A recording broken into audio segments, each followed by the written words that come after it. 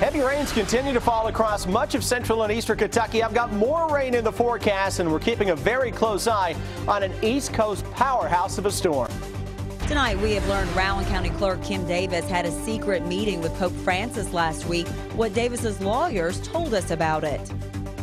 A Clay County woman is behind bars tonight after police say she abused a child. The disturbing allegations coming up. Tracking, alerting, protecting. WKYT News starts now with First Alert Weather.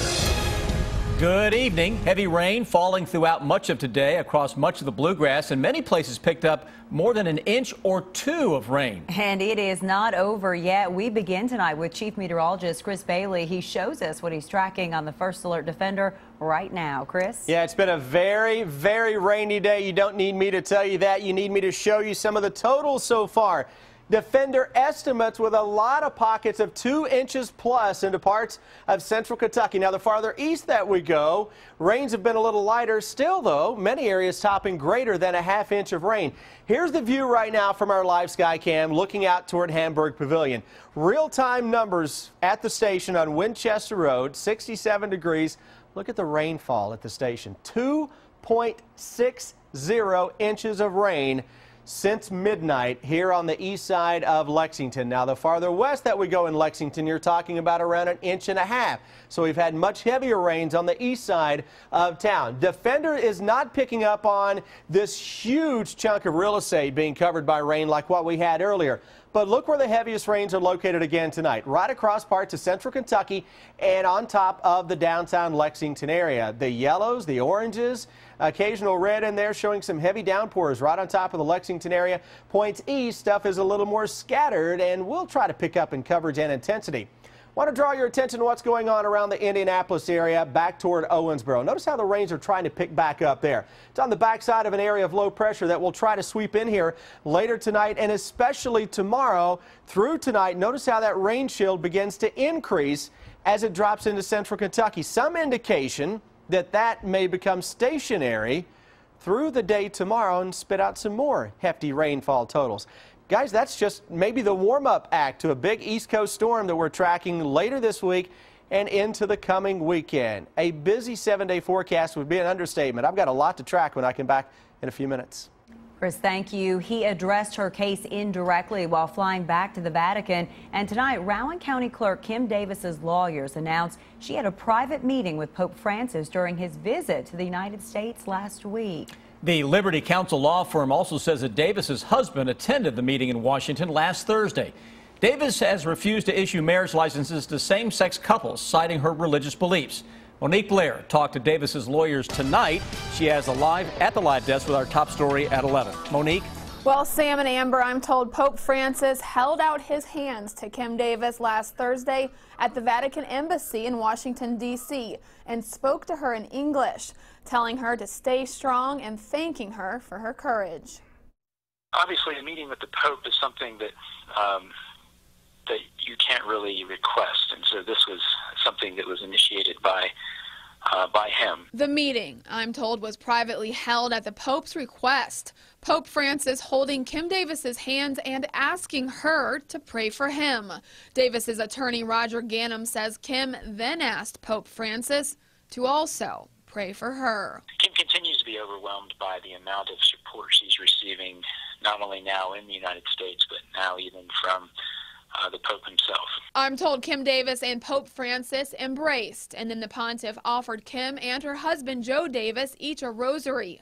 Kim Davis is quoted by the Liberty Counsel as saying, "I never thought I would meet the Pope. Who am I to have this rare opportunity? I am just a county clerk who loves Jesus and desires with all my heart to serve him."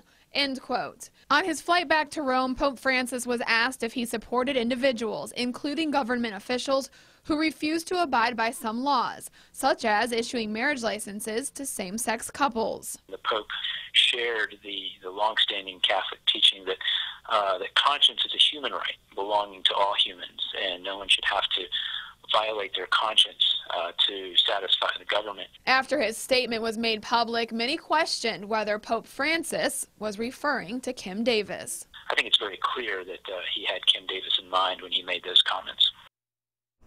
Now, I asked Kim Davis's attorney what happens next with her legal case, and he told me they will continue to defend her and, quote, hopefully avoid any further coercion.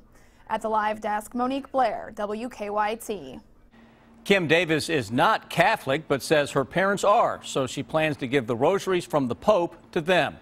Her lawyers say the Vatican has promised to send them pictures of the meeting, and they plan to share those.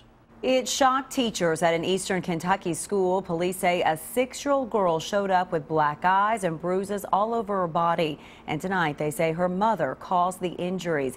Manchester police arrested 28-year-old Jessica Sasser and charged her with criminal abuse. Garrett Weimer is tracking the investigation in Clay County tonight. Police say a 6-year-old girl showed up to school here in Manchester badly bruised. Now a 28-year-old woman is in jail. But those who live near the woman say they're shocked to hear what she's accused of. Jessica Sasser now faces criminal abuse charges. According to an arrest citation, police say Sasser told them the girl had fallen on the playground. But investigators say the marks on the girl's body do not back that up. The citation says the girl had, quote, bruises from head to toe, 2 black eyes, and bruised cheek, with belt or stick marks on arms, back, chest, legs. Neighbors at the Beach Creek apartments where Sasser lives did not want to go on camera, but they told me they've known Sasser for years and she's always been nice to them. They also tell me they've never seen her lay her hands on her kids before. Just another reason they were so surprised, they say, when they heard those disturbing allegations. In Clay County, Garrett Weimer, WKYT. Sasser is being held at the Clay County Detention Center. She declined our request for an interview. Tonight, a Kentucky grandmother says she's left with some painful questions. Her 5-year-old grandson was hit and killed by his school bus. It happened yesterday afternoon in Butler County. Police say Jaden Hawkins had just left the school bus outside his grandmother's home when it hit him. Investigators are still trying to figure out what led to the accident. Jaden's grandmother says she wishes she had one more moment with him. Love him with all my heart. Always will. And he'll always be in my heart. She also says He'll always be in my heart. Doesn't understand why the bus driver did not see Jaden before the accident. Butler County school leaders say the driver, Janine Dockery, has an excellent driving record. They say she voluntarily took the day off work today. New tonight, police in Laurel County have arrested a man they say held his pregnant girlfriend against her will for 3 days. The Laurel County Sheriff's Office charged 20-year-old Eric Anderson with unlawful imprisonment, assault, and wanton endangerment. His girlfriend is 31 weeks pregnant. Police say she told them Anderson assaulted her, wouldn't let her leave their home, and made her go 3 days without food. They also say the victim claimed Anderson made threats to punch her stomach and kill her baby if he went to jail. It's been nearly 2 weeks since a fire destroyed their home, and tonight an Anderson County family of 9 is asking for your help. Since the fire, the McRoberts family has been living in a hotel in Frankfort, and they tell us they're having a hard time getting back on their feet after the fire. They say insurance is paying for many of the costs, but not everything. The family says their lives have been turned upside down since the fire. Stressful because we're all crammed up in 2 little bitty hotel rooms. And we're not sure when we're going to go home. The family plans to rebuild their home in Anderson County. A GoFundMe page has been set up to help them. We will have a link at WKYT.com. New tonight, voters in Berea have approved alcohol sales by the drink in restaurants. The referendum passed by more than 300 votes during today's special election. Berea restaurants that seat at least 50 people and make at least 70% of their sales off food will be allowed to sell alcohol by the drink. Alcohol sales will still not be allowed at stores in Berea. Tonight, Kentucky Congressman Ed Whitfield has announced he will not seek a 12th term in office. The Republican represents the state's 1st district. He served 20 years in Congress. Whitfield didn't give a reason for not seeking another term, but the House Ethics Committee is investigating allegations that Whitfield allowed his wife to lobby his staff on behalf of her employer, the Humane Society. Whitfield has denied the allegations. The three candidates for Kentucky governor will appear with Matt Jones on Kentucky Sports Radio tomorrow morning. Democrat Jack Conway, Republican Matt Bevin, and Independent Drew Curtis will take part in a debate. It will air live on Kentucky Sports Radio, but you can also watch the debate live on WKYT.com beginning at 10 tomorrow morning.